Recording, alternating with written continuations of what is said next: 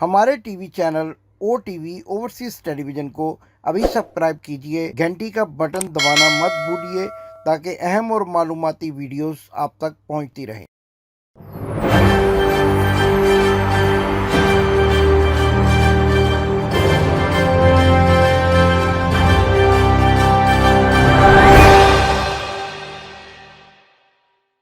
बिस्मिल्लाहिर्रहमानिर्रहीम। नाजरीन, मैं हूं आपका मेज़बान इमदाद हुसैन शहजाद अपने व्लॉग लंदन टॉक के साथ आपके खिदमत में हाजिर हूं। नाजरीन, आपसे हमेशा की तरह जो गुजारिश करता हूं वो बड़ी ज़रूरी है कि आप मेरे चैनल को सब्सक्राइब करें, क्योंकि अगर आप चैनल सब्सक्राइब करेंगे तो आपकी ही तादाद बढ़ती जाएगी, हमारे दस्तों बाजू आप बनेंगे तो हमारी आवाज़ आगे तक पहुंच सकेगी।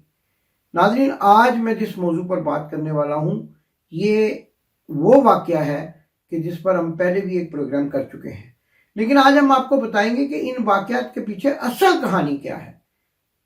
दो अहम वाक़यात, मियाँ नवाज शरीफ की शादी की खबरों का गर्दिश करना और 9 नवंबर यानी आज से 2 रोज़ पहले पाकिस्तान की मशहूर शख्सियत जो कि बर्मिंघम में मुकीम है, जिन्होंने कम उम्री में दुनिया का सबसे कम उम्र नोबल अवार्ड याफ्ता होने का एजाज़ हासिल किया। जी हाँ, मैं मलाला यूसुफजई की बात कर रहा हूँ। मलाला यूसुफजई ने अचानक शादी कर ली। इसको आप अचानक शादी कह सकते हैं ना। 2 माह कबल उन्होंने फैशन मैगजीन वोग को इंटरव्यू देते हुए एक बड़ी अहम बात की थी, जिस पर पूरी दुनिया में ख़ास तौर पर पाकिस्तानी कम्युनिटी में एक नई बहस छिड़ गई थी। और उन्होंने कहा था कि अगर निकाह के बगैर रहा जा सकता है तो फिर शादी करने की क्या ज़रूरत है। लेकिन जहाँ तक मैं समझता हूँ, मलाला यूसुफजई की इस बात को थोड़ा दूसरे तरीके से पेश किया गया। शायद वो ये कहना चाहती थी कि अगर निकाह के सर्टिफिकेट के बगैर भी इजाबो कबूल हो जाए और गवाहों की मौजूदगी हो तो उसको भी शादी ही तस्वर किया जाता है। लेकिन इसके साथ साथ इस बात की भी वजाहत करना ज़रूरी है कि अगर उनका ये भी मतलब था तो कुरान तो कहता है कि आप जो भी मुआहदा करें उसको लिख लें, तहरीर कर लें। तो निकाह की जो तहरीरी सूरत है ये उसी हुक्म की पैरवी में की जाती है जो कुरान और सुन्नत ने दिया। ज़माने के साथ साथ आप हर चीज़ बदल गई है। मुझे मेरे एक आलिम दीन दोस्त बता रहे थे कि किसी ज़माने में लाउड स्पीकर पर बोलना सख्त गुनाह समझा जाता था। अब हर मौलवी साहबान जो है वो लाउड स्पीकर पर तकरीर करने को तरजीह देते हैं। इसी तरह किसी ज़माने में आपको पता होगा तस्वीर उतरवाना बहुत बुरा समझा जाता था, लेकिन अब हर कोई तस्वीर उतारता है। तो सिविल मैरिज को रजिस्टर्ड करने के लिए, बहुत सारी कानूनी पेचीदगियों को दूर करने के लिए निकाह के सर्टिफिकेट की ज़रूरत होती है। लेकिन अब तो बाकायदा निकाह हो गया है।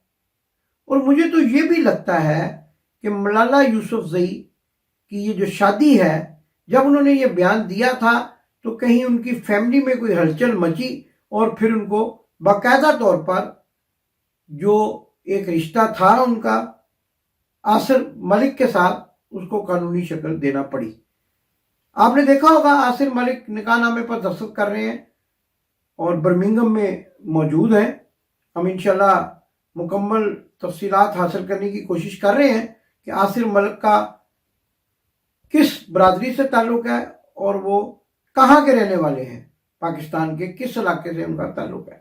क्योंकि बर्मिंघम में आमतौर पे कश्मीरी नजाद पाकिस्तानी रहते हैं, जो मतलब कश्मीरी डियास्पोरा है उसको आप कह सकते हैं। ज़्यादातर मीरपुर के लोग हैं, जेलम के हैं, मतलब पाकिस्तानी जो पाकिस्तान के इलाके हैं उनसे भी उनका ताल्लुक़ है, आज़ाद कश्मीर के इलाकों। तो ये कोशिश करें, आप तक बड़ी अहम खबर देंगे कि आसिर मलिक असल में कौन है। लेकिन अभी तक की इतलात के मुताबिक आसिर मलिक एक ऐसे नौजवान हैं जो लम्ज़ के पड़े हुए हैं और पाकिस्तान क्रिकेट कंट्रोल बोर्ड में एक अहम ओहदे पर फायद है। اور جو پاکستان جو PSL اس کی بھی ایک فرنچائز میں ان کا ایک اہم کردار ادا کرتے رہے ہیں. میں بھی ان کو ورلڈ کپ کے دوران بھی ملا تھا. برمنگھم اسٹیٹ جو کرکٹ کا میدان ہے وہاں پر ان سے ملاقات ہوئی تھی، لیکن اس وقت تک تو ہمیں یہ نہیں معلوم تھا کہ وہ آنے والے دنوں میں برمنگھم کی ایک لڑکی کو بیاہ کر لے جائیں گے اور وہ ان کے ساتھ پیا گھر سدھار جائیں گی. اب پتہ چلا کہ آصر ملک اصل میں جب ہمیں کرکٹ میچ کے دوران برمنگھم میں ملے تھے تو کس تلاش میں تھے، اور وہ ان کی طرح. اچھی بات ہے، شادی کرنا تو کوئی بری بات نہیں ہے، قانون شرعن ہر طرح سے ٹھیک بات ہے، لیکن یہ جاننا بھی بہت ضروری ہے کہ دونوں کی ملاقات کب ہوئی. ورلڈ کپ 2019 تو بھی پچھلے سال 2 سال پہلے ہوا ہے، کچھ ہی عرصہ ہوا ہے، پتہ بھی نہیں چلا کووڈ میں کس طرح وقت تیزی سے گزرا. تو یہ کھوج لگانے کی کوشش کر رہے ہیں اور آپ تک اصل کہانی لے کر آئیں گے کہ ان دونوں کی ملاقات کہاں ہوئی، کیا کوئی سوشل میڈیا ملاقات تھی یا باقاعدہ طور پر فیملیوں کی ملاقات ہوئی اور اس کو بعد میں شادی کا جو ہے وہ شرعن جو حکم ہے اس کو عملی طور پر اس کا. ملالہ یوسفزئی کے بارے میں نے اس لیے زیادہ نہیں بتایا کہ سب لوگ جانتے ہیں کہ ان کے سر میں گولی مار دی گئی تھی اور طالبان نے ان کو لڑکیوں کی تعلیم کے سلسلے میں، تعلیم کے فروغ کے سلسلے میں زخمی کیا تھا، مارنے کی کوشش کی تھی. پھر وہ یہاں آ گئی برمنگھم میں اور پھر یہاں پڑھی اور پھر انہوں نے دنیا کی سب سے کم عمر نوبل انعام یافتہ پیس کے لیے جو ہے وہ انہوں نے اس کا اعزاز حاصل کر لیا وغیرہ وغیرہ. تو اس لیے میں نے زیادہ تعارف نہیں کرایا، لیکن آصر ملک جو ہے وہ پاکستان میں لمز میں پڑھتے رہے ہیں اور انہوں نے فائنانس اینڈ پولیٹیکل جو ہے اس میں سائنس میں ڈگری کی، اور سیاست میں تو نہیں گئے لیکن ایک سیاستدان کی طرح کی لڑکی سے انہوں نے شادی کر لی جو مستقبل میں ہو سکتا ہے پاکستان کی سیاست میں بھی کوئی کردار ادا کرے. آپ کو یاد ہوگا کہ اسی طرح کا ایک واقعہ 1986 میں بھی ہوا تھا. 1986 کو ذہن میں رکھیے، لیکن وہاں ذرا معاملہ مختلف تھا. ایک لڑکی تو آکسفورڈ کی پڑھی ہوئی تھی اور دوسرا جو اس کا دلہا تھا وہ مبینہ طور پر بمبینو سینمے میں، جو اس کے والد کا سینما تھا، ٹکٹیں شکٹیں بھی کوئی فلموں کی جو ہے وہ آگے پیچھے کرتا. اس شادی نے آخرکار کیا صورتحال اختیار کی، آصف علی زرداری کیا بن گیا، بے نظیر بھٹو قتل ہو گئی، سیاست میں بڑا اہم کردار ادا کرتی رہیں. تو اس سیاسی شادی کو آپ یاد رکھیں. اس واقعے کے ساتھ میری بات کو غور سے سنیں، میں آپ کو اصل کہانی بتا رہا ہوں جو آپ کو شاید 10 سال بعد یا 15 سال بعد سامنے آئے، جیسا کہ بے نظیر بھٹو اور آصف علی زرداری کی شادی کے نتیجے میں کیا کیا معاملات ہوئے اور آج تک ہو رہے ہیں. آخرکار ان کو اپنی جان سے بھی ہاتھ دھونا پڑے. ہم نہیں یہ کہتے ملالہ یوسفزئی اپنے گھر میں خوش رہیں، لیکن کیا وہ پاکستان کی سیاست میں کوئی کردار ادا کریں گی؟ کیونکہ دونوں نے پولیٹیکل سائنس پڑھی ہے.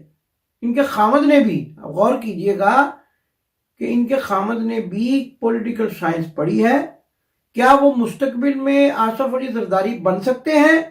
اور کیا ملالہ یوسفزئی پاکستان کی سیاست میں وہی کردار ادا کر سکتی ہیں جو بے نظیر بھٹو نے کیا اور بالآخر زندگی سے ہاتھ دھو بیٹھی؟ یہ بڑے اہم سوالات ہیں جو میں نے آج کے پروگرام میں اٹھائے ہیں. آنے والے دنوں میں حقائق سے مزید پردہ اٹھے گا اور یہ پتہ چل جائے گا کہ اس شادی کے نتائج کیا ہیں اور کیا یہ ایک عام گھریلو شادی ہے یا کوئی بڑی دھماکے دار قسم کی 1986 والی شادی کی طرح کوئی پلانڈ شادی ہے، اور اس کے پیچھے کیا راز ہے. یہ آنے والے دنوں میں سب کے سامنے آ جائے گا. ہم جیسے جیسے معلومات آتی جائیں گی آپ کو پہنچاتے جائیں گے. ناظرین، آج ایک اور واقعہ پاکستان کے semi final T20 world cup میں آسٹریلیا کے ہاتھوں شکست کا ہے، لیکن آپ یہ بات ضرور سامنے رکھیں، کھیل میں ایک پارٹی نے تو جیتنا ہوتا ہے، ایک ٹیم نے تو جیتنا ہوتا ہے. لیکن پاکستان کی ٹیم نے اچھا کھیلا اور آج آسٹریلیا کے کھلاڑیوں نے بھی اچھے سٹروک کھیلے، اچھا کرکٹ دیکھنے کو ملا. ہار جیت جو ہے وہ تو کھیل کے میدان میں ہوا ہی کرتی ہے. ہمیں اب ان پاکستانی کھلاڑیوں کے हौसले बढ़ाने चाहिए ताकि ऑस्ट्रेलिया में होने वाला जो वर्ल्ड कप होगा, आने वाला वर्ल्ड कप, उसमें ये अपनी बेहतर कारकर्दगी दिखा सके और एक अच्छी टीम बनकर सामने आ सके, जो कोई मुश्किल काम नहीं है। बड़ा ही कारहाय नुमाया सर अंजाम दिए इस T20 वर्ल्ड कप में इस टीम ने। आगे भी उम्मीदें रखी जा सकती हैं पाकिस्तान की खुशहाली तरक्की के लिए। मलाला यूसुफजई और उनके जो हस्बैंड हैं उनके लिए हमारी ढेरों दुआएं हैं कि वो अपना किरदार अदा करें। आने वाले दिनों में ये शादी पाकिस्तान की बड़ी हलचल साबित हो, और अगर उनका कोई किरदार बनता है पाकिस्तान की सियासत में तो हर इंसान को यह हक हासिल है कि पाकिस्तान की सियासत में हिस्सा ले। आने वाले दिनों में आसिर मलिक कुछ बन सकते हैं, या फिर मलाला जो है वो बेनज़ीर भुट्टो का रूप धार सकती हैं। वक्त ही बताएगा।